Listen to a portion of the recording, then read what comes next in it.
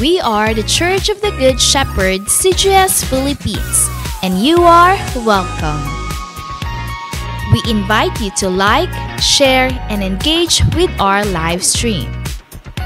Calling all disciples, let us grow together. Join our online classes and learn how to live and engage in our life class process.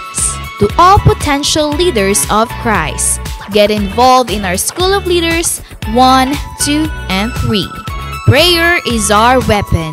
Be part of our daily morning prayer every day at 5 o'clock. Corporate morning prayer via Zoom every first Friday of the month. In-person corporate prayer every last Monday of the month. Leaders of this generation, engage in our leaders meeting with our senior pastor, Pastor Rami Hinares Jr., every Tuesday at 7 p.m. Indeed, we are unstoppable, and the church is getting bigger. Again, we are the CGS Philippines, and we have the vision.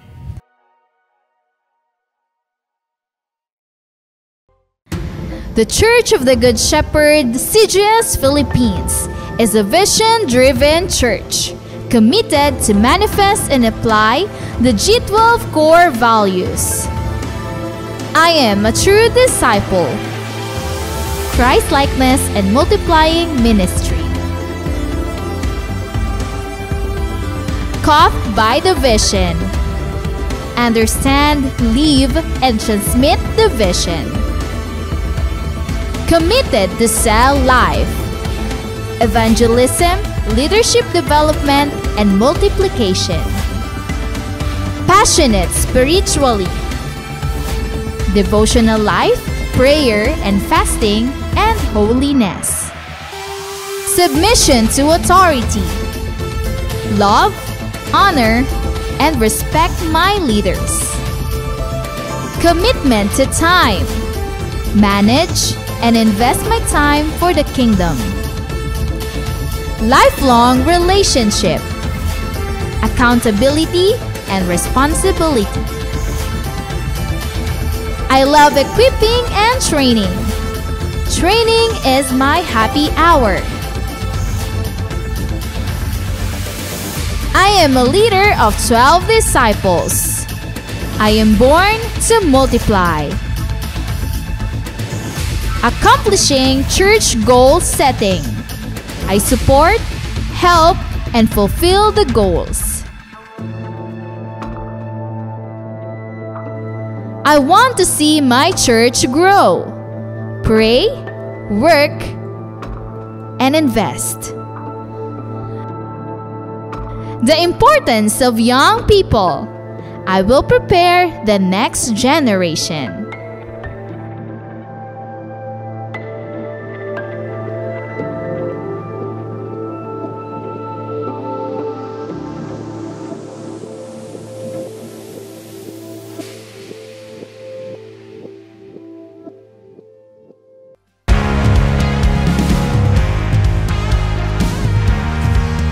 The Church of the Good Shepherd, CGS Philippines, is not just a building, but it is about people who embrace God's vision that lives its purpose, loving God and loving people.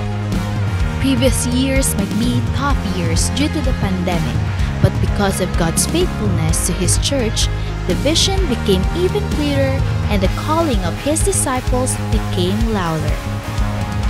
Through our online platforms, unexplainable breakthroughs become possible, and the church grows bigger and greater.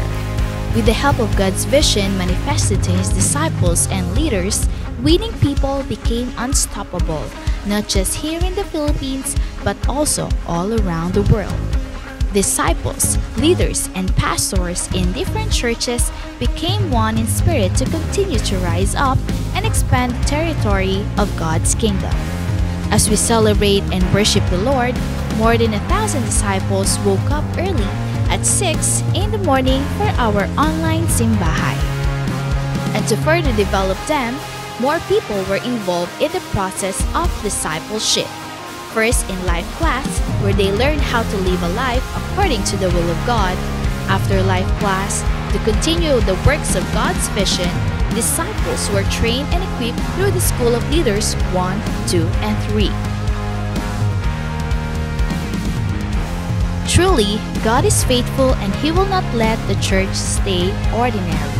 This year, as the vision goes further, some of the pastors and leaders began to go to the places reached by our online platform. Together with Pastor Rami and Pastor Adele, the church visited some places in the Philippines to connect and expand God's kingdom, the church, and His vision. All these things happens because pastors, leaders, and disciples in different churches and places are committed to prayer every morning and evening. The vision will never stop, and His people will never be silent. It is true, the latter house is greater than the former, for we are the church of the Good Shepherd, and we have the vision.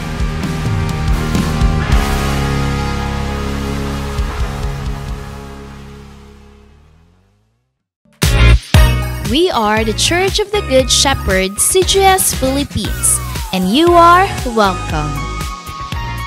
We invite you to like, share, and engage with our live stream. Calling all disciples, let us grow together. Join our online classes and learn how to live and engage in our life class process. To all potential leaders of Christ, get involved in our School of Leaders 1, 2, and 3. Prayer is our weapon. Be part of our daily morning prayer every day at 5 o'clock. Corporate morning prayer via Zoom every first Friday of the month. In-person corporate prayer every last Monday of the month. Leaders of this generation, engage in our leaders meeting with our senior pastor, Pastor Rami Hinares Jr., every Tuesday at 7 p.m. Indeed, we are unstoppable, and the church is getting bigger. Again, we are the CGS Philippines, and we have the vision.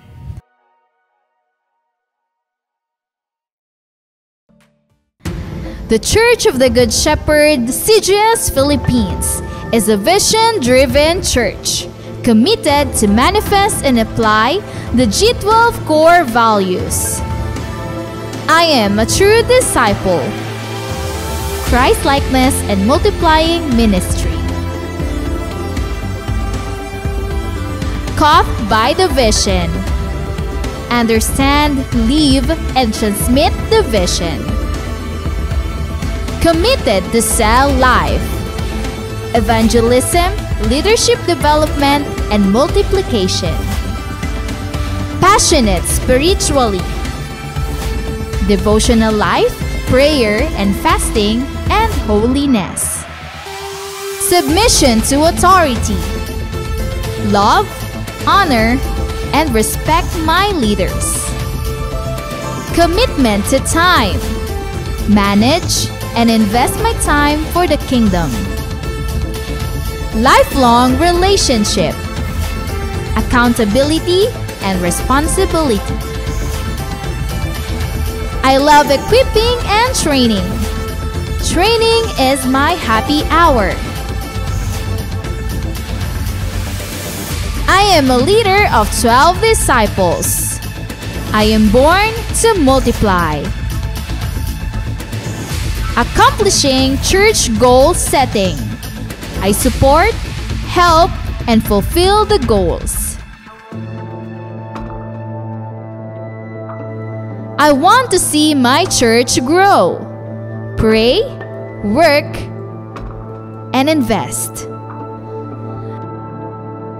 The importance of young people. I will prepare the next generation.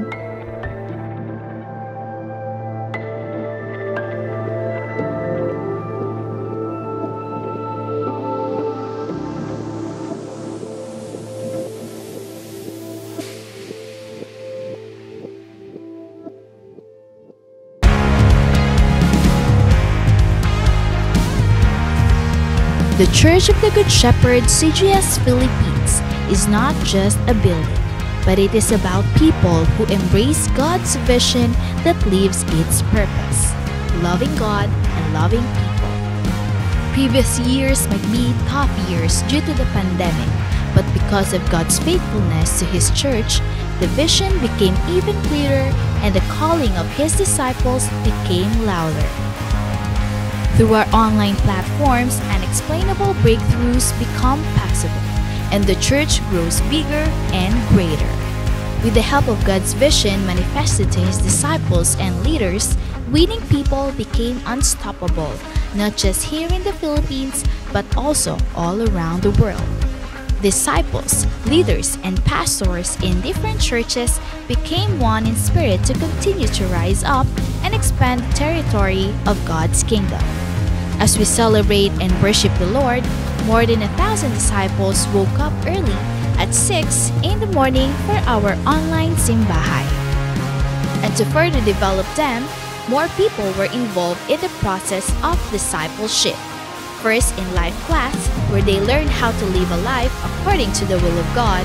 After life class, to continue the works of God's vision, disciples were trained and equipped through the School of Leaders 1, 2, and 3.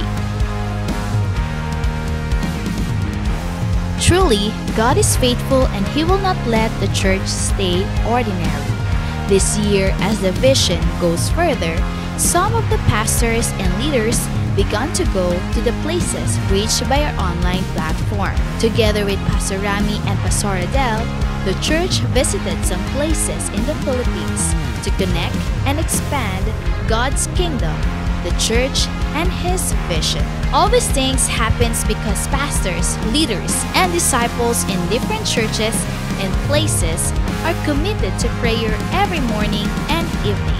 The vision will never stop, and His people will never be silent. It is true, the latter house is greater than the former, for we are the church of the Good Shepherd, and we have the vision.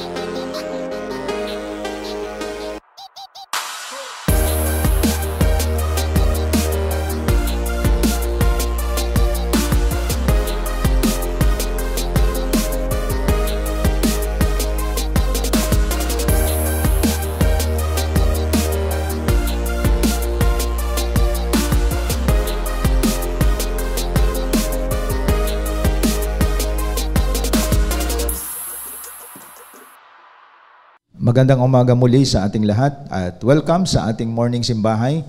At wini-welcome natin lahat nating mga pastors, mga leaders natin, lahat ng primary, ganun din lahat nating mga cell group leaders at lahat ng mga cell group members, mga invites natin at lahat ng nanay at tatay, no? Ang lahat ng buong pamilya na kasama natin sa ating morning simbahay every Sunday ay welcome po tayong lahat, lalo na sa ating mga abroad ay wini-welcome natin ng mga nasa labas ng bansang Pilipinas, welcome po.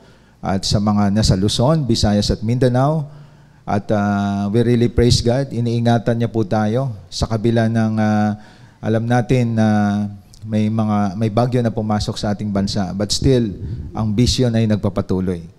So we really praise God at dito sa online platform, nagpapatuloy ang ating pagsamba sa Diyos sa Espiritu at katotohanan. Kasama po ang bawat isa sa atin na mga nagmamahal sa ating Diyos na buhay. So sa oras na ito mga kapatid, simulan natin ang lahat sa ating pambungad na panalangin. Dakilang Diyos na makapangyarihan sa lahat, nagpapasalamat kami sa panibagong buhay at lakas na binigay mo sa amin. Salamat sa pag-iingat mo sa amin, Panginoon. Saang sulok man kami, saang lugar man kami, patuloy mo kaming pinipreserve, patuloy mo kaming iniingatan.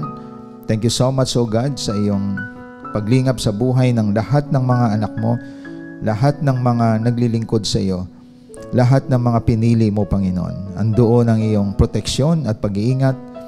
At salamat sapagkat may kalayaan kami sa pagsamba sa iyo sa Espiritu at katotohanan, lalo na dito sa online platform. Ikaw po, Diyos, ang magpahayag sa aming kalagitnaan. Sa ang sulok at sa ang lugar man kami naroon, abutin mo po ang iyong mga anak, Panginoon, na nasa ibang bansa at nasa Pilipinas. Sa iyo po ang kapurihan sa oras na ito sa dakilang pangalan ni Kristo Jesus. Amen and amen. Sabay-sabay nating papurihan ang ating Diyos na buhay. Pangunahan tayo ng CGS Philippines Worship Team.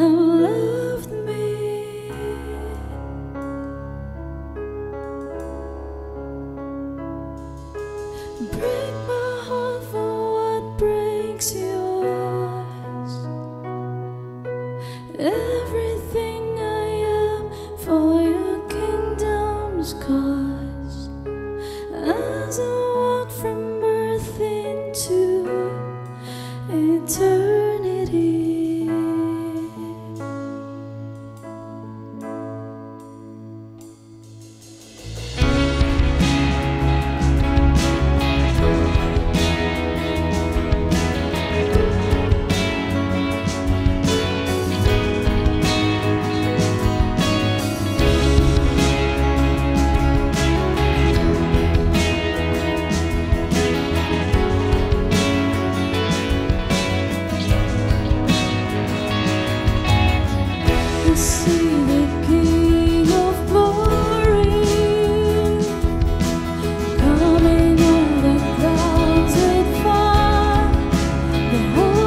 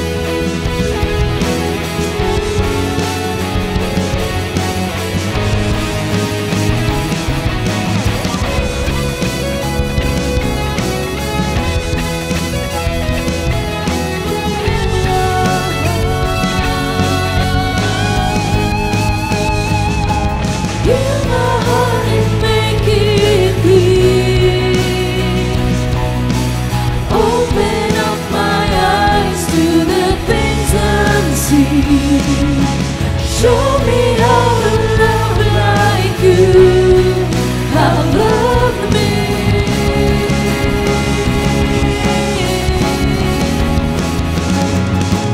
Break my heart for what breaks yours.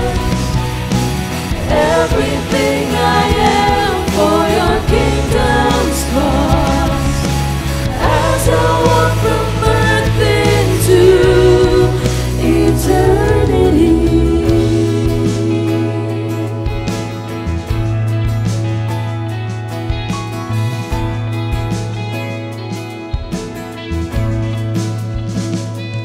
Hosanna, Hosanna, Hosanna in the highest. Hosanna, Hosanna, Hosanna in the highest. Hosanna, Hosanna, Hosanna in the highest. Hosanna, Hosanna, Hosanna in the highest. Hosanna in the highest. Hosanna in the highest. Hosanna in the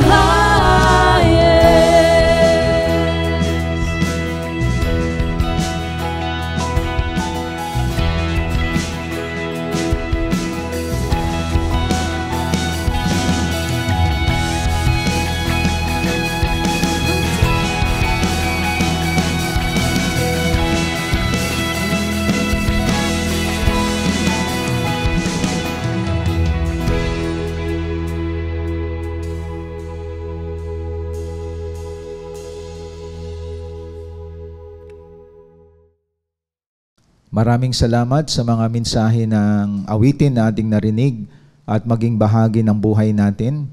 Isang kultura na natin, nakatabi natin yung ating Bible, ang ating ballpen, at ang ating mga notebook, mga kapatid.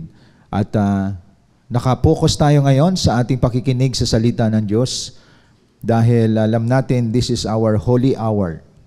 This is for the Lord. And wag nating hayaan na may mga disturbances sa paligid po natin. At we really praise God dahil muli kasama namin kayo sa ating pagsalusaluhan sa kanyang mga salita. Proverbs chapter 9 verses 7 to 9. Ito po yung text natin. He who corrects a scoffer gets dishonor for himself, and he who reproves a wicked man gets insult for himself. Do not reprove a scoffer, or he will hate you. Reprove a wise man, and he will love you. Give instruction to a wise man, and he will be still wiser. Teach a righteous man, and he will increase his learning. Ang pag-usapan natin sa umagang ito, base sa Proverbs chapter 9, verses 7 to 9, is about the blessing of correction. Pag sinabi nating correction, tayo ay tinatama sa ating mga mali. And there is a blessing behind this, mga kapatid. Now, bakit ito ang ating pag-usapan? Kasi dapat nating tandaan, isa lang ang hindi mo pwedeng i-correct. Ang ating manlilikha, ang ating Diyos. Because God is perfect. At lahat tayo, nang isilan tayo sa mundong ito, nagkaroon tayo ng kaisipan, until now, tayo ay nag-undergo ng correction. At dapat nating malaman na may blessing sa correction. So, pag sinabi correction, tinatama tayo sa ating mga pagkakamali. And there is blessing behind correction. At ito yung ating pag-usapan. Kasi, nung tayo ay nagkaroon na ng kaisipan, nung toddler ka pa, nung ikaw ay 1 to 5 years old, may correction na yon. Meron ng correction ng elementary, high school, college, nagiging young adult ka, until now, kahit adult na tayo ay nasa correction pa rin. Dahil lahat po tayo ay may mga blind spot sa buhay natin. Pag sinabi blind spot, meron kang hindi nakikita sa sarili mo na dapat mo ayusin. Sa madaling salita, ito ang pinakamahalaga sa discipleship. Kaya ang iba, may allergy sila sa discipleship. May allergy sila sa tinatawag na gawing alagad ang isang tao dahil sa pagiging disciple, dyan po tayo hinuhubog. Pero kahit hindi ka magpa-disciple, may correction pa rin sa buhay natin, mga kapatid. Now, ito ang ating pag-usapan sa umagang ito. Ang taong hindi nagko-correct sa mali ay konsentidor. Ang taong hindi niya kinokorek ang mali, kung magulang ka, konsentidor na parents ka. Kasi ang correction nag-start sa pamilya, sa school, at sa church. Kaya makikita natin maraming mga taong pasaway dahil po pwedeng hindi sila kinokorek o hindi sila tumatanggap ng correction. So this is our theme for today. The blessing of correction. Ang pagpapala sa pagtatama sa atin. Dahil like what I said, lahat tayo ay may mga sablay sa buhay. Lahat tayo may pagkakamali. No one is exempted, mga kapatid. Kaya ma-realize mo na oo nga, Diyos lang ang hindi nagkakamali. Kaya magpasalamat tayo kapag may correction sa buhay natin. Now, bakit may pagpapala sa correction? The blessing of correction. Bakit may pagpapala? Number one, because correction shapes your whole being. Ang correction ay hinuhubog itong ating buong pagkatao. Sinishape ang pagkatao natin. Kung sino ka ngayon, that is the result of countless correction in your life. Ibig sabihin, tingnan mo ang sarili mo.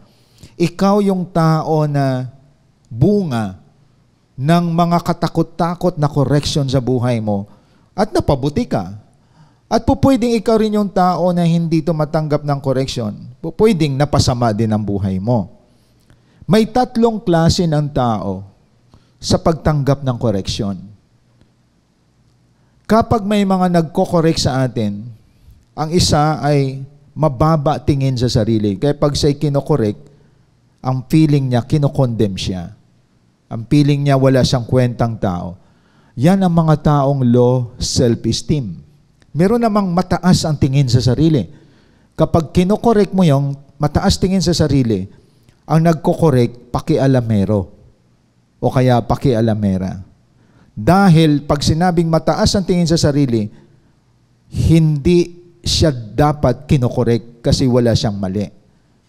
So kapag may nagkokorek sa kanya, tingin niya, yung nagkokorek mayabang. O kaya pinag-initan lang siya.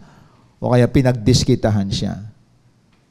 Ang isang klase naman ng tao, ito yung mga extreme, low self-esteem, o kaya ang isa, high self-esteem, mataas tingin niya sa sarili niya. Ang isa naman, pag kinokorek mo yan, siya naman yung may magandang connection sa Diyos. Pag kinorek mo yung tao na may magandang connection sa Diyos, magpapasalamat pa siya sa iyo.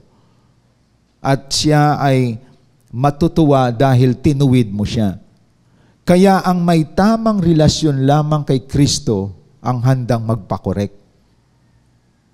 Saan ka sa tatlong yon? Dapat makita po natin yon. Tandaan natin, hindi madaling mag-correct kasi ma-misinterpret ka. Ma-misinterpret ka ng mababa ang tingin sa sarili, ma-misinterpret ka ng high ang tingin sa sarili, mataas, pero magpapasalamat sa iyo ang tao na may malusog na relasyon kay Kristo. Lalo niyang yayakapin at mamahalin ang correction sa buhay. Kaya only a person na may connection kay Christ ang nag-accept ng correction.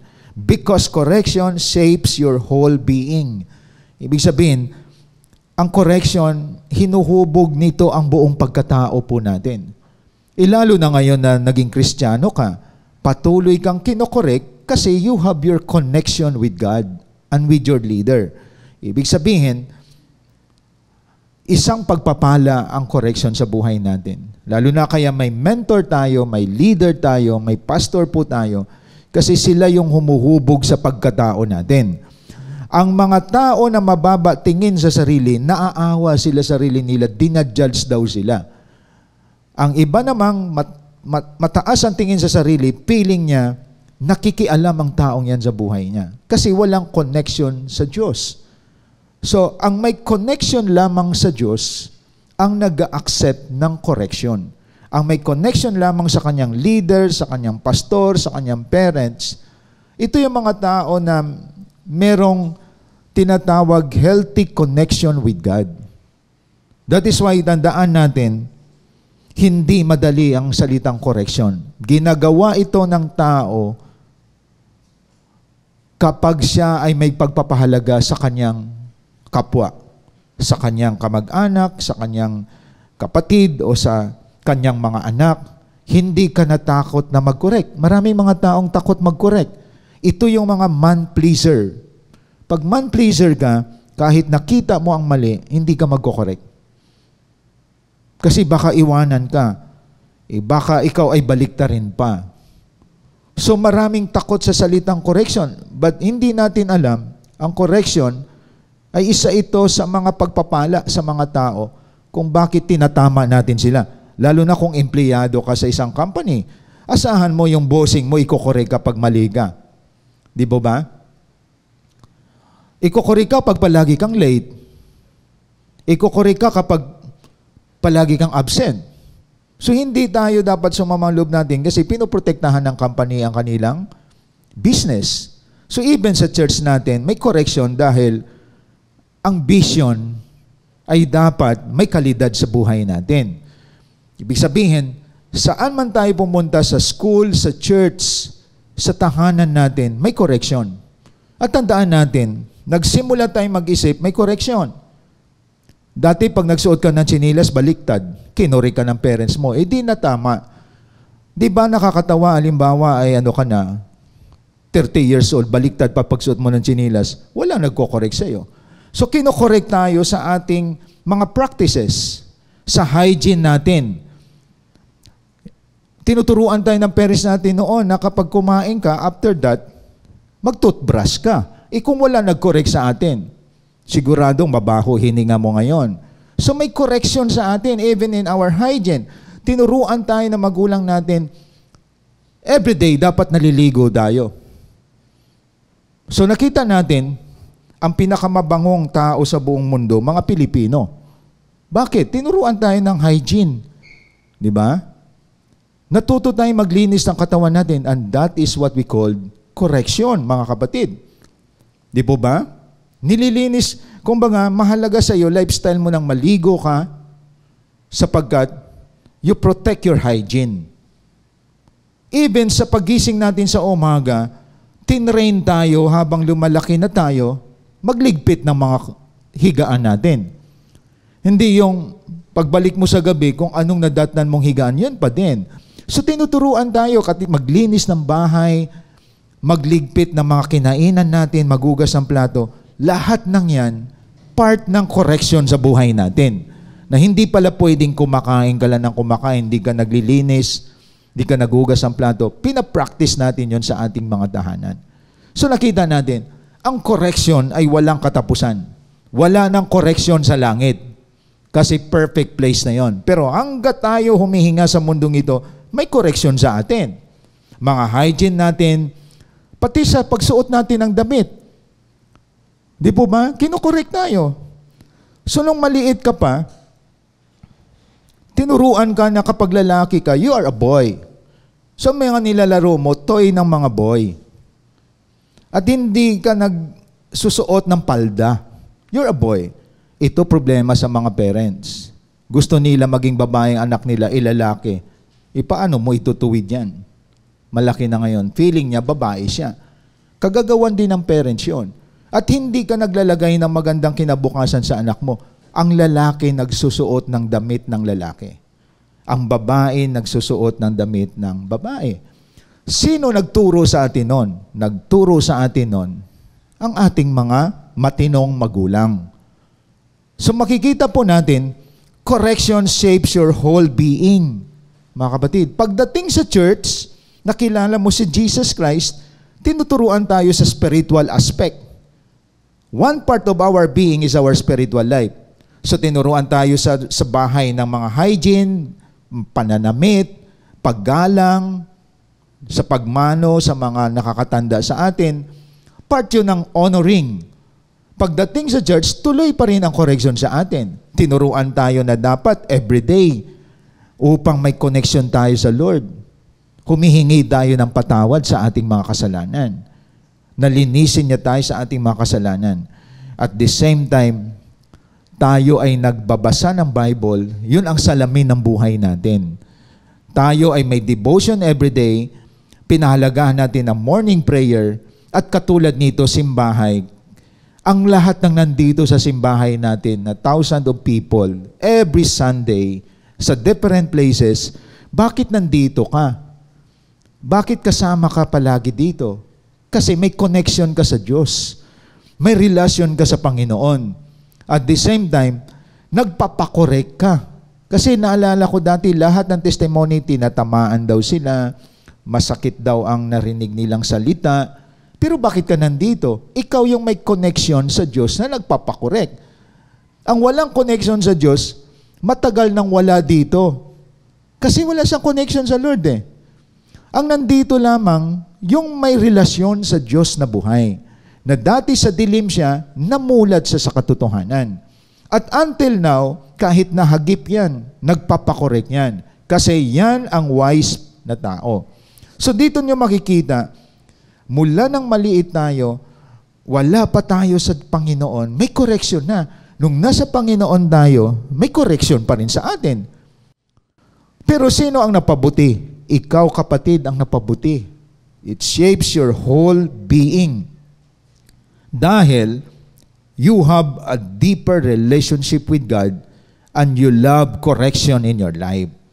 Kahit binata ka na, o dalaga ka, matalino ka, pero you love correction sa leader mo, sa parents mo. May mga nagme-mentor sa iyo at tingnan mo buhay mo, maganda. Naging blessing ka sa marami. Nakita niyo mga kapatid? So lahat tayo nasa process pa rin ng correction until now. Kasi itong humuhubog sa pagkatao natin, binabalik tayo sa tamang klase ng pagkatao at tingnan mo buhay mo, naging pagpapala ka. Pagpapala ka sa pamilya nyo, pagpapala ka sa community, pagpapala ka sa church. Tingnan nyo mga hindi nagpapakorek. Sumasakay sa kotse, kakakain lang sa isang fast food. Yung balat ng cheeseburger, tinatapon lang, bubuksan yung bintana. Palagay mo kaya matinong klase ng tao yon? Nagtatapon ng kalat. So ang mga taong hindi nagpapakorek, nagkakalat. May pedestrian lane. Gusto talaga walang guhit ang tatawiran. Alam na may traffic light, alam na green, magbibiting the light pa. Pag na-aksidente, pakamot-kamot. Kaya doon ko naintindihan yung mga kamote rider. Kasi pag nagkamali, kakamot na lang sila. So dyan ang galing ang original na salita, kamote. So marami na disgrasya sa mga taong ayaw ng koreksyon. Nakita niyo mga kapatid?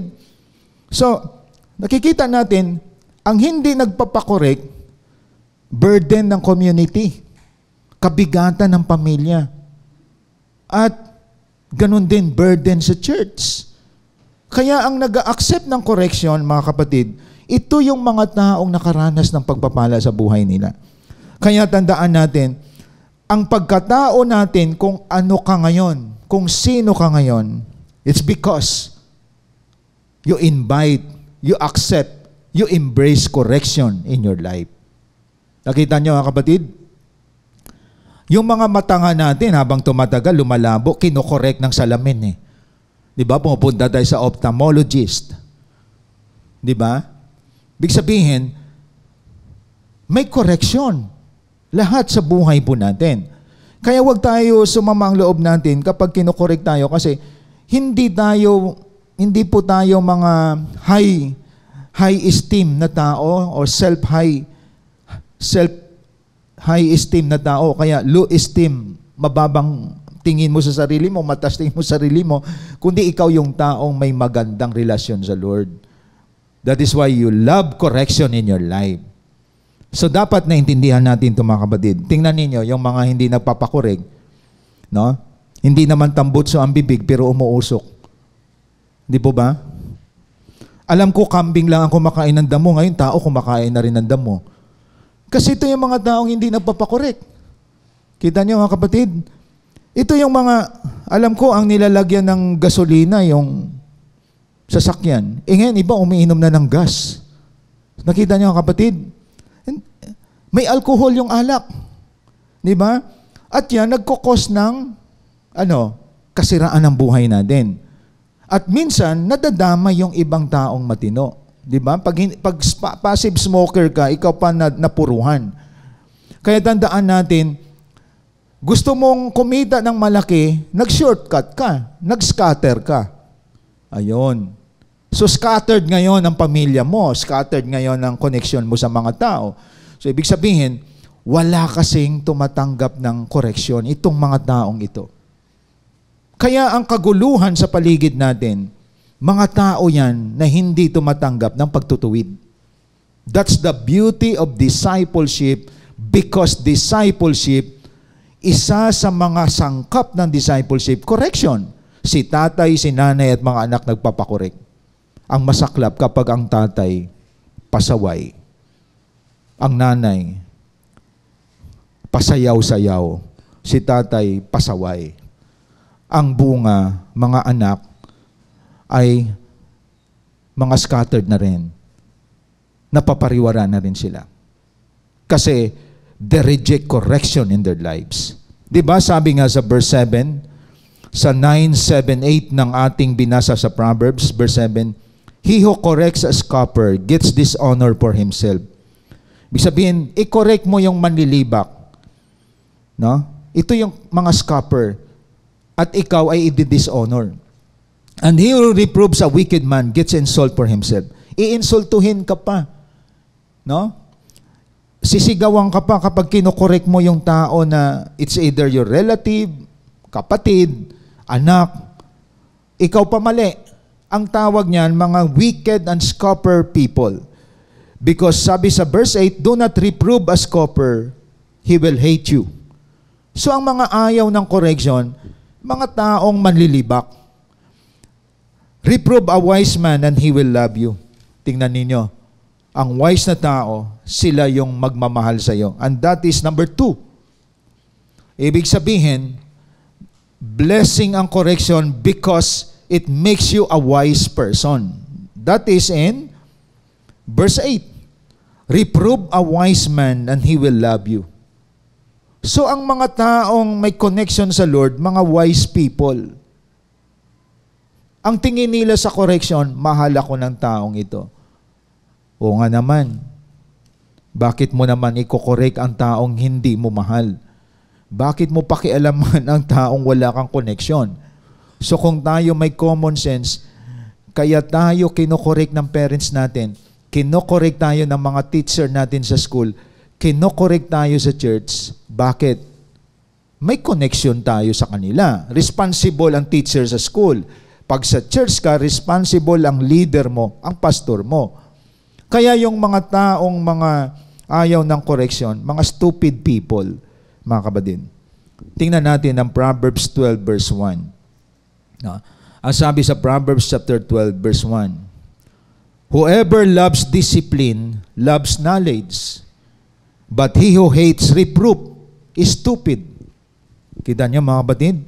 Pag sinabing stupid, ito yung mga taong mangmang. Ito yung mga taong, kumbaga, walang alam. Stupid. So, ibig sabihin, ang correction makes you a wise person. Kasi ang correction, pasok, ang laman ng correction, discipline, dinidisiplina ka, nire-review ka, nire-reprove ka. That's the substance of correction.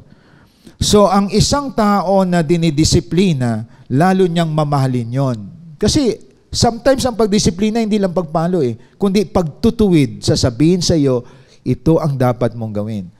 And if you are a wise person, you love that. But a stupid person, galit siya sa reprove. Galit siya sa pagtutuwid sa kanya, mga kapatid. At maraming ganyan na kabataan. At maraming ganyan na mga adult. Dito sa atin sa discipleship, may mga edad 70, 60, 80. Kahit i-correct sila, hindi nila tinitingnan ang edad nila. Bakit? May connection sila sa Lord.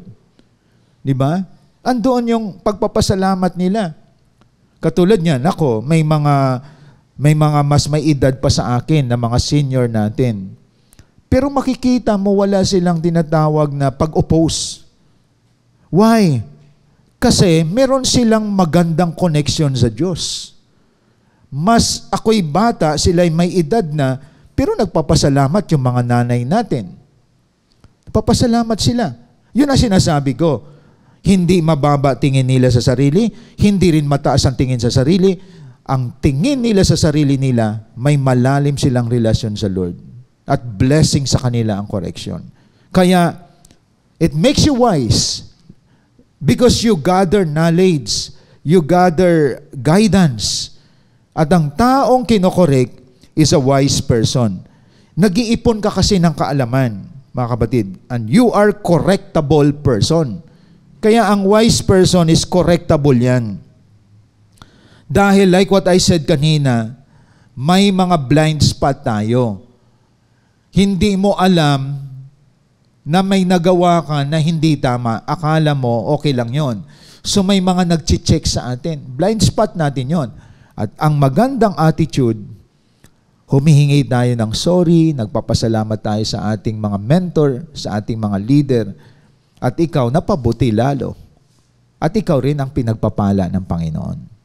Nakita niyo mga kapatid? That is why correction makes you a wise person. Kita niyo po? Like for example, isa sa mga correction natin palagi, kapag nag-aaral ka pa lamang o nakapagtrabaho ka na, hindi pa napapanahon na mag-build ka ng relationship sa opposite sex. Akala ng mga scoffer, mga stupid people, pakialamero ang church. Sa ngayon, nagsasuffer sila. Wala siyang trabaho, pati ang kanyang nakuha, walang trabaho. Kasi wala pa sa panahon, pumasok na sa relationship. Maraming kabataan ngayon, naghihirap ang buhay. Maraming kabataan.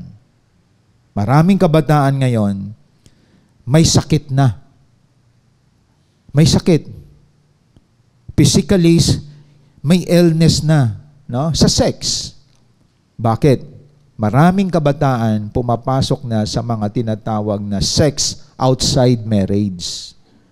No? Ito yung mga nag-i-escape sa correction. Ayaw nila na tinutuwid sila ng parents, tinutuwid sila ng church. At ang katotohanan niyan, sira ng buhay nila. Alam nyo ba na kapag hindi tayo nagpapakorek, tandaan natin mga kapatid, stupid ang tawag sa atin ng Bible. Kasi, sa ikabubuti mo, tinakwil mo ang koreksyon. Kaya, napaka-perfect ng ginawa ng Diyos sa discipleship. Kasi nakita ng Diyos, ang discipleship, ang sangkap nito, pagtutuwid sa mali ng mga tao. Sa kabataan, sa magulang, sa mga nakakatanda. Hanggat wala tayong connection na healthy relationship with God, marami tayong mga lapses sa buhay. Kaya tuloy-tuloy ang correction. Kahit sa church natin, kahit na disciple ka na, leader ka pa, may mga butas na nakikita sa atin. At yun ay isang katotohanan na tayo ay imperfect. That is why may mentor ka, may pastor ka, may leader ka. At pansinin mo kapatid, tingnan mo sarili mo. Di po ba? Pag may nagsasaway sa iyo at positive ang tanggap mo sa pagsaway, oo nga ano, tapusin ko muna pag-aaral ko. Pigilan ko muna yung tibok ng puso ko sa isang hinahangaan kong tao, sa isa sa ina-admire ko. Focus muna ako sa pag-aaral. At target ko ang matulungan ko ang aking parents. Maging blessing ako sa church. Nag-iisip ang isang wise person. Ang isang wise person, alam niya ang mga bagay na makapagpahamak sa buhay niya. Ayon. Kaya kahit na may edad na tayo, mga kapatid, tandaan natin, even pastor, kahit na mga top leader natin, may mga nagme-mentor pa rin sa amin. Kasi walang perfect sa atin, mga kapatid. Walang perfect. Lahat tayo nagkakamali. At ang isang wise na tao, tandaan natin, hindi yan napapariwara ang kanyang buhay. So napakaganda ng verse na ito. Whoever loves discipline, loves knowledge. But he who hates reproof is stupid. Ayon. Kaya tandaan natin, mga kapatid, ang ating buhay nasa process palagi ng perfection. Naiwasan mo na yung mga mali at habang tumatagal ka, nagmamature ka. Isa pa pala dyan na makikita natin, you are not only wise, but you are a mature person if you always accept correction. Kaya wala yan sa posisyon. May mga pastor din na piling pastor na walang magko-correct. Mali din yon. That is why dito sa atin, sa discipleship, kahit ako marami akong nagawang pagkakamali, kaya andoon ang aking mentor na tinutuwid din ako. So blessing sa atin ang correction, mga kapatid. Hindi tayo dinajudge, hindi tayo pinag-initan, hindi, yun ang tingin ng mga matas tingin sa sarili. At yan ang mga wala na ngayon dito. Nakita nyo? At yan ay mga, they want to fly without someone to control their life. Kaya pag lumipad ka, lagapa ka talaga. Kapag walang taong nag-guide sa buhay po natin. Ibig sabihin, you are uncontrollable person if there is no one corrects you. Diba? Maging uncontrollable ka kapag walang nagko-correct sa'yo. Kaya yung mga pag-inom ng alak, paninigarilyo, act of a stupid person yan. Pagsusugal, ayon, pagre-rebelde sa parents, pagre-rebelde sa church. Yun ang act ng mga stupid people. Kumbaga, yan ang galaw ng mga unwise na tao. Akala mo, you have the freedom, you can do what you want, pero hindi mo alam, iyan ang isang galaw ng mga unwise person. Then naway makita ninyo ngayon, correction is a blessing. No one is exempted. Kaya blessing sa atin, ang mga tao na palagi tayong kinakausap, mga tao na palagi tayong kinokorek, matakot ka na kapag wala ng taong nagsasaway sa iyo. Pwede nag-detach na yan sa buhay mo at wala na siyang connection sa iyo. Kaya salamat sa mga parents natin na habang tumatagal, kahit na may asawa na tayo, pamilya, andyan ang correction pa rin nila sa atin. Andun yung pag-a-advise pa rin nila sa atin. Kaya ang taong takot mag-correct, compromiser yan. Diba? Biro mo, mga disciple mo, kinukonsente mo sila. Walang mga devotion, walang prayer life. Pagkatapos, mga disciple mo, hindi nagwi-win soul, okay lang sa'yo. Ibig sabihin, kapag ikaw yung tao na may pagmamahal sa Diyos at sa kapwa mo, nasasakupan mo, talagang may disiplina pagdating sa vision. Nakita nyo? Pag ikaw parents din, kita mo ng anak mo dinidilaan ng tsinilas, natutuwa ka pa. Dapat, sabihin mo, napaka-rare ng anak ko. Diba? Dapat, ikaw na parents, alam mo ang tama at mali. Alam mo yung anak mo nagbababad na sa gadget the whole day, dapat nakaschedule yan.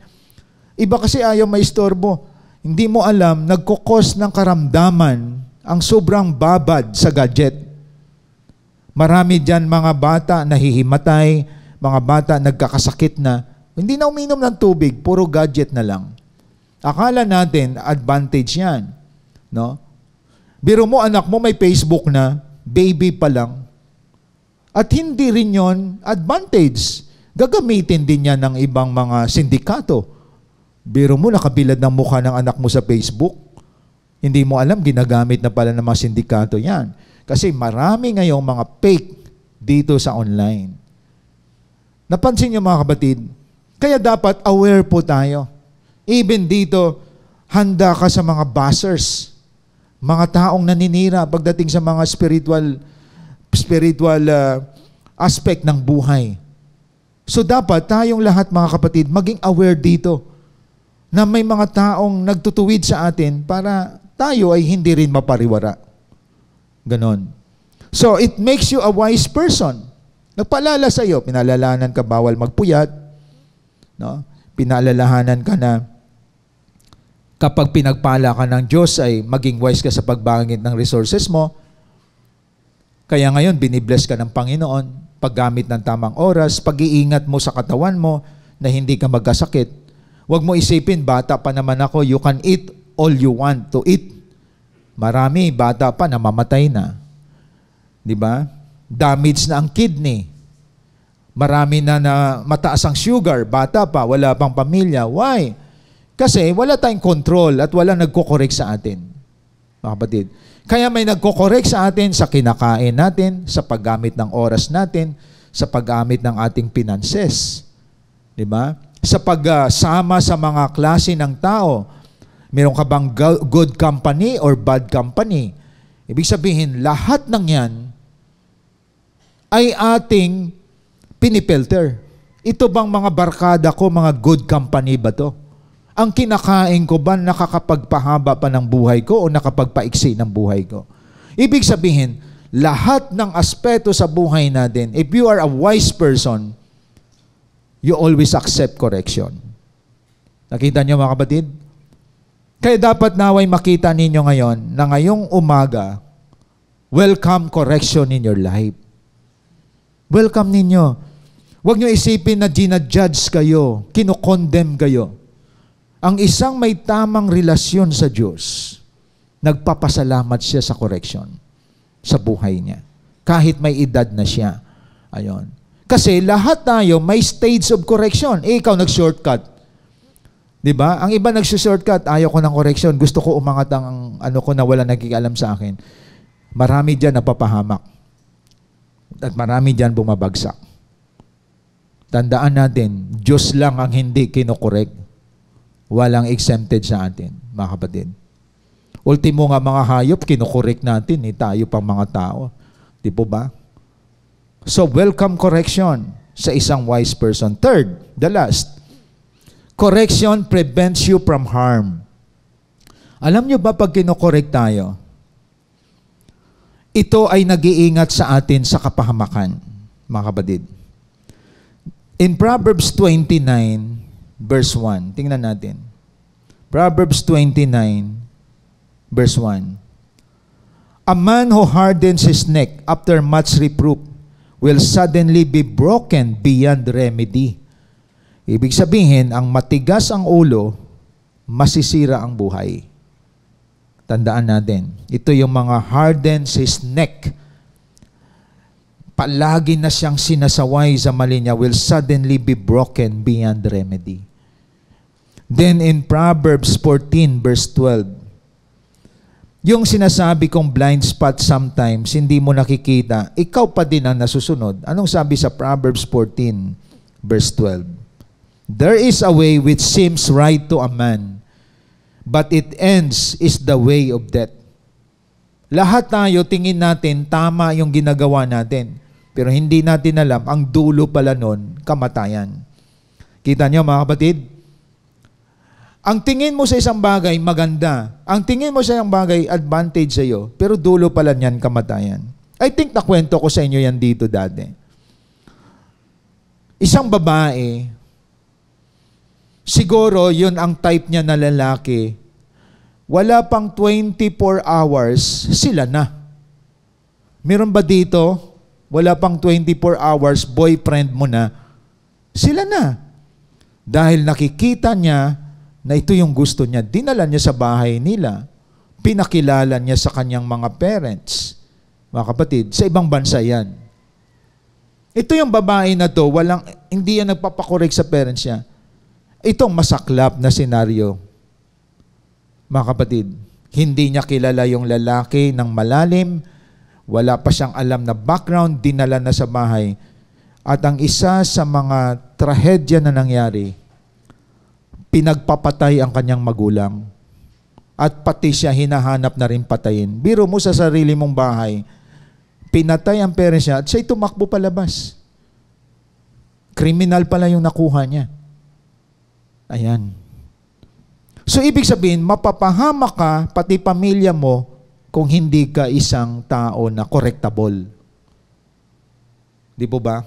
At maraming mga babae, dahil cute ang nakita niya, at pagkatapos ay matangkad, adik pala.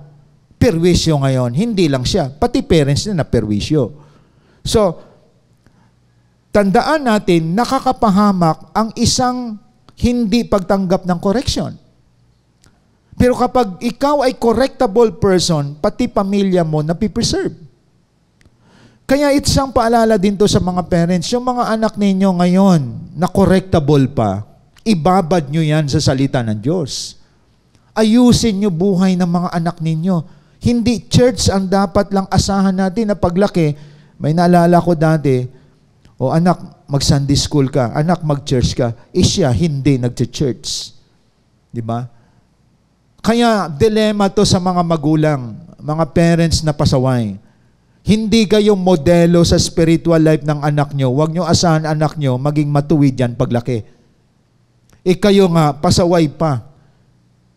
Wala kayo sa cell group, hindi kayo nag-undergo ng training, at pagkatapos binabaliwala nyo, hindi nyo tinatapos ang paglilingkod nyo sa Lord. Huwag kang umasa na meron kang maayos na pamilya. Di po ba? Wala nyo, tandaan natin, ang pamilya na maayos lamang ay ang pamilya na nagpapailalim sa salita ng Diyos. Sumusunod sa salita ng Diyos. Nag-undergo ng leadership, ng discipleship. Dahil ang pagkakaroon ng pamilya, hindi mo yan pwede ihiwalay sa paglilingkod mo sa Panginoon. Kaya tandaan natin, mapalad kayo kung may mga taong kinokorek ka, dinala ka sa gawain ng Diyos, tinuruan kayo paano nyo patakbuhin ang pamilya nyo. Simulan nyo sa Lord. Simulan nyo sa paglilingkod sa Panginoon. Hindi nyo pwede i-segregate ang pamilya sa paglilingkod. Marami yan may mga wrong concept. Nung binata, nung dalaga, ang sipag kay Lord. Nung nag-asawa na, ang sipag na niya sa asawa. Ang sipag na niya sa mga gawaing sanlibutan. Pero habang tumatagal, napariwara na sa Panginoon. Tandaan natin, ang pamilya na galing sa Diyos, until now, kahit binata at dalaga ng mga anak, naglilingkod pa rin ang pamilyang yan. Kahit na sila ay may magandang hanap buhay, sentro sa buhay nila ang Panginoong Diyos. Bakit? Correctable ang tatay, pati yung nanay. That is why, kahit umaunlad na, umaasenso na buhay mo, kahit maganda na ang takbo ng pamilya mo, hindi ang Diyos itinakwil. Diyos pa din ang sentro ng buhay. Lahat nagpapadisciple, lahat nagsiserve sa Diyos. Bonus na lamang yung mga blessing na material. Pero stable ang spiritual life ng mga anak. Nakita niyo mga kapatid? Ang mga anak, kilalang-kilala nila si Jesus Christ as their Lord and Savior sa buhay nila. Yun ang ideal family. Mga kapatid, ang mga anak mo nasa elementary stage pero marunong na mag-pray. Marunong na silang tumawag sa Diyos, sa tunay at totoong Diyos. Hindi mga demonic practices ang ginagawa ng mga anak ninyo na nakuha nila dyan sa gadget.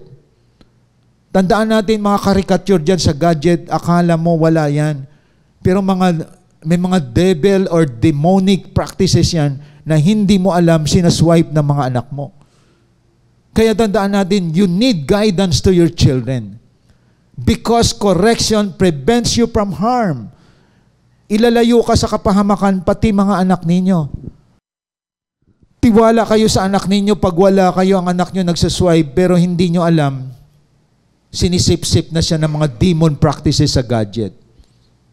Kaya aware po tayo dito mga kapatid. It does not mean na educated yung anak nyo kapag marunong na siya sa gadget. Bantayan yung anak nyo, ilimit ninyo yung pagpagamit sa gadget sa mga anak ninyo. Pag nagtantrum sa nga anak ninyo, luhod ka na sa anak mo Di ba? Pag nagwala na, nag-hysteria na yung anak mo, pero hindi mo alam, if you cannot control your children, children will control you. Kukontrol ka ng anak mo. Kaya itong mensahe na ito, para to sa ating pamilya, para ito sa mga individual person, lahat tayo na nandito mga kapatid, correction is a blessing. It prevents you from harm. Ipag-pray ninyo kung single person kayo, malalim ang pagkakakilala ng tao na binigay ng Diyos sa iyo na maging lifetime partner mo.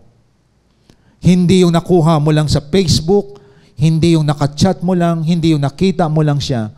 Tandaan natin, ang pag-iingat ng Diyos, pagpipreserve ng Lord sa buhay mo kapag nag-accept ka ng correction. From your leader, from your pastor, dapat tumatanggap ka ng mga advices. Di ba? Nagpapaalam ka. Kapag may mga decision kang gagawin, nagpapaalam ka sa leader mo, sa pastor mo. Katulad lang yan, isa pa sa mga na-harm sa atin. Akala natin easy money is a blessing. Ayon, nangutang kayo diyan sa online, nabigyan naman kayo, pero ang totoo niyan, ibabaon ka sa utang. At ang nangyayari, maraming nabiktima niyan, kahit disciple na, kahit leader. Easy money yon. You need money. Nang nakita mo, nakaisa ka sa online. Pero hindi alam, dinisturbo ka, tinatakot ka, binabantaan ng pamilya mo. Nakita nyo? At lalapit lang kayo minsan sa mga leader kapag nakagawa kayo ng hindi tama. Pero bago mo gawin yan, lumapit ka ba sa leader mo? Hindi kayo lumapit. So nakita natin, nakakapahamak sa buhay natin ang pagpasya ng isang bagay na hindi natin kinukonsulta sa mga leader natin. Di ba? Hanggang sa nasira ng buhay natin. At mahirap nang lutasin dahil pinasok natin minsan ang problema at saka lang natin tayo magpa-advise sa mga leader natin. Tandaan natin, bago mo pasukin na isang bagay, if you really love correction, dapat you honor your leader. Bakit ang iba hindi lumalapit sa leader at pastor? Gagawa ng isang bagay. Sa parents hindi lumalapit. Kasi alam niya, mali yung gagawin niya. Kaya hindi siya lumalapit. Nung siya ngayon ay nasira na, tsaka lang siya lalapit. Mahirap na buuin ang kanyang pagkakamali. Nakita niyo mga kapatid, ang mga taong gumagawa ng mali, hindi yan lumalapit para mag-seek ng advice. Pero pag alam ng isang taong matalino, kahit alam niya na tama yung gagawin niya, ilalapit pa rin yan sa leader niya. Magsisik siya ng confirmation. At kapag against ang leader niya, i-honor niya yon. So naway ito'y lesson sa atin, be a wise person. No? Mag-ingat po tayo sa panahon ngayon. Then honor those leaders na nasa paligid natin. Kasi, like what I said, blessing ang correction. It prevents you from harm. Mga kapatid, kaya sa umagang ito, dapat nating makita, correction is a blessing. And correction is continuous until now. Kahit na ikaw ay professional na, meron ka ng stable job, kahit ikaw may pamilya na, ongoing ang correction. Kahit nagkakaedad ka. Matitigil lang ang correction kapag nasa langit na tayo. And I really praise God, nagpapasalamat po ako sa mga taong nagko-correct din sa akin na nasa itaas. At magpasalamat din tayo sa mga taong nagko-correct sa atin dahil connected tayo sa kanila. Mga kapatid, naway ang mensaheng ito ay magbigay ng bukas na kaisipan sa atin na ang mga tao na lumalapit sa atin, nagmamahal yan sa atin kung bakit tayo tinatama. Ang hindi nagpapatama, malakas at malaki ang tama. Tandaan natin yon. Pag tinatama ka, ilalagay ka sa tamang landas. Sa ating pagtatapos, all of us receive correction to become a better person. Who you are today is the result of how you accepted correction in the past. Congratulations! Kung ano ka ngayon, dahil sa positibo ang pagtanggap mo ng correction sa nakaraan. Kung ikaw ngayon ay nasira, napariwana, dahil noon, kinalaban mo ang nagko-correct sa iyo. Nakikita niyo mga kapatid. But you have a chance to repent. Magpakababa ka lang. Huwag niyo pairali ng pride. Nakita niyo na nag-correct sa iyo noon, tama.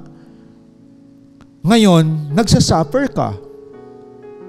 But you need to humble and accept your fault and say, sorry, Lord. Sabihin mo sa Lord, Lord, sorry, at lumapit ka sa mga tao na tama nga sila. Magpakababa ka. Kasi pag hindi mo ginawa yan, lalo ka lang malulugmok, mga kapatid. Kaya naway isang eye-opener sa atin ang mensaheng itong dala natin. Correction is a blessing in discipleship. Bago po tayo mag-closing prayer, damhin natin ang mga awiting itong dadalhin sa atin ng CJS Philippines Worship Team.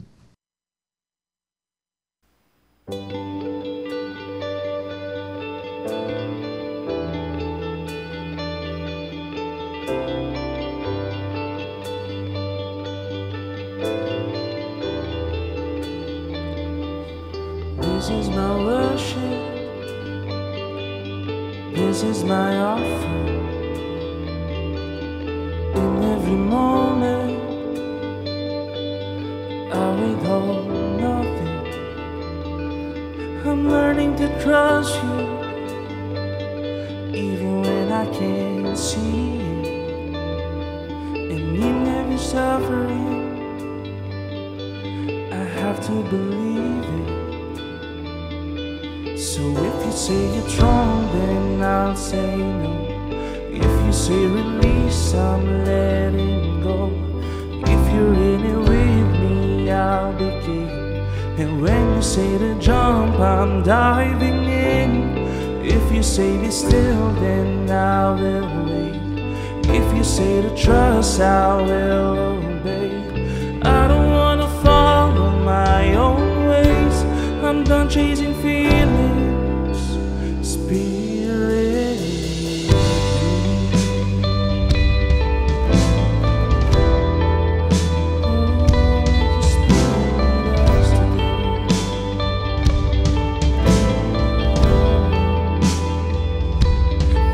Like a burden, but once I could grasp it, you took me further than I was asking. Oh, and simply to see you, it's worth it all. My life is an altar, let your fire fall.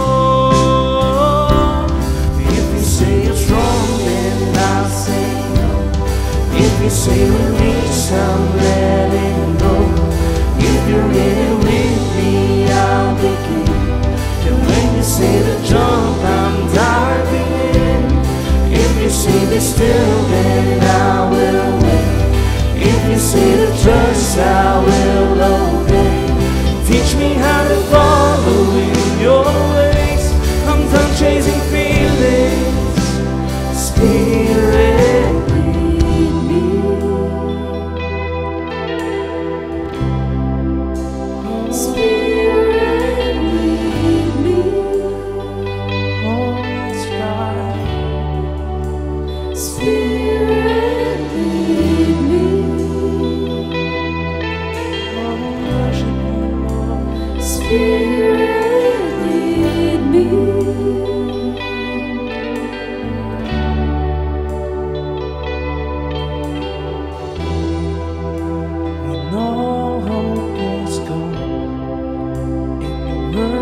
All I've got, I have to water from the rock to satisfy my thirst, and to love me at my worst. And even when I don't remember, you remind me of my worth. I don't trust my ways, I'm trading in my faults. I lay down everything, 'cause you're all that I want. I've landed on my knees, this is the cup you have for me. And even when it don't make sense, I'm gonna let you Spirit lead.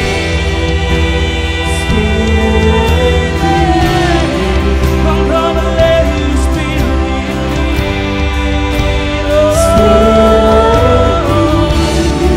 I'm gonna let you Spirit lead me.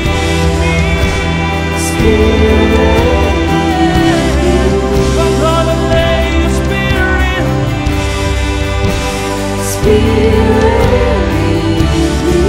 oh Lord, I'm falling on my knees. I'm gonna let you Spirit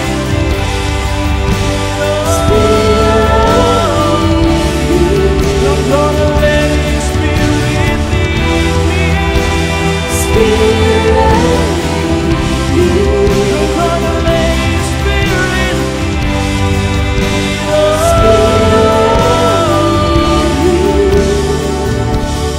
if you say it's wrong, then I'll say no. If you say release, I'm letting go. If you're in it with me, I'll begin. And when you say to jump, I'm diving in. If you say be still, then I will wait. If you say to trust, I will obey. You're the only truth, the life, the way. I'm done chasing feelings. Spirit, lead me. Oh, yes, Lord. Spirit, lead me. We bow down to you, God. Spirit, lead me. We surrender. Lead us to the right direction, God. Spirit, lead me. By your own soul, Lord. Spirit, lead me.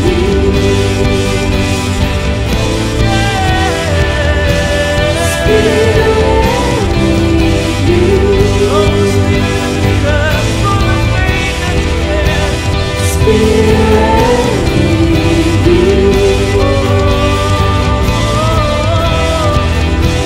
Spirit, lead me. For the last time, let's clear.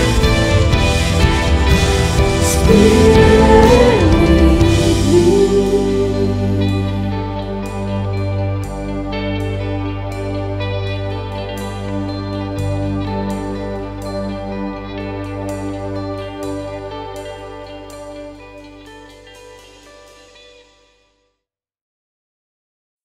Let us pray. Dakilang Diyos na makapangyarihan sa lahat, maraming salamat sa paalaala mo sa amin na ang correction is a blessing to all of us. No one is exempted. Even mga leaders na primary, pastors, we need correction because we have blind spot in our life. And I pray, Lord God, na lalo mo pang gawing better person ang bawat isa sa amin as we accept correction at gawin ang mga bagay na tama. Iwasan ang mga bagay na mali sapagkat tinatama kami upang maging tama ang gagawin namin. Salamat sa mga wise people who accept correction. Sa mga tao, Panginoon, na nahubog ang pagkatao nila because they love correction in their lives. Lord, marami ngayon sira ang buhay. Marami ngayon, Panginoon, na pariwara. Marami na pahamak. Ito yung mga tao, O Diyos, na they reject correction in their lives. I pray, touch their heart, lalo na sa mga relatives, sa mga kamag-anak, sa mga kaibigan, nakita namin marami, O Diyos, ay naligaw na ng landas. I pray, let your Holy Spirit touch their lives, na bumalik sila at magpakababa sa iyo. Ikaw po, O Diyos, ang kumilos, dahil ang lahat ay posible sa iyo. Blessing upon blessing sa lahat ng kasama namin ngayon dito sa online platform. Pagpalain mo ang mga taong ito, Panginoon, na lalo pa silang magiging pagpapala sa marami, because all of them, people who love correction in their lives, O God. Blessing upon blessing to all of us today, in the name of the Father, the Son, Jesus Christ, and the Holy Spirit. Amen and amen. Thank you and God bless po sa ating lahat.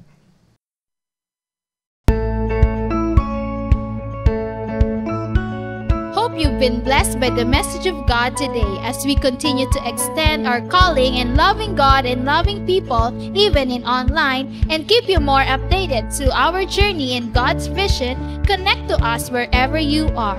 Like our Facebook page,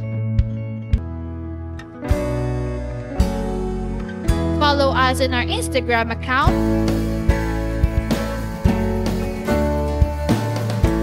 and subscribe to our YouTube channel. Be a blessing and always be updated. Are you blessed?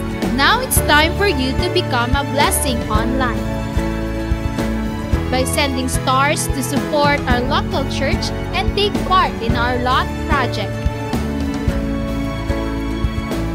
And be a cheerful giver through sending your tithes and offering to our GCash account.